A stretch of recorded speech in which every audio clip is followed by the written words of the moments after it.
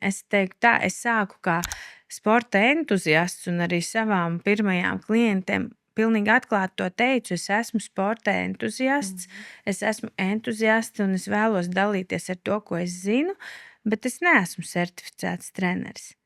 Taču tad, kad es nokārtoju šo certifikāciju, mana karjera absolūti mainīja virzienu.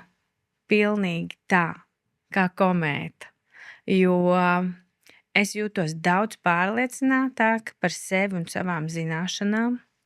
Es ļoti daudz ko ieguvu. Un tāpat kā Mārcis teica, ka kā mēs šito mācāmies brīžiem, tur sākumā tev tā likās, ka šitas man nebūs vajadzīgs. Arī es senāk domāju, tas papīrs taču nav tik svarīgs. Galvenais, kāds cilvēks tu esi. Bet viņš ir svarīgs. Kopums. Nevis kā papīrs, bet tas, ko tu iegūsti, tās zināšanas.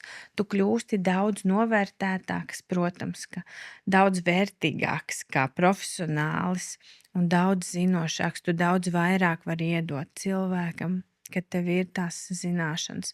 Un pēc tam tu pilnveidojies un apaudz ar citiem kursiem, pieredzēm un citām zināšanām. Tas arī ir svarīgi pilnveidoties, bet neiestrēgt pie tās vienas lietas, pie viena certifikāta, noteikti pilnveidoties.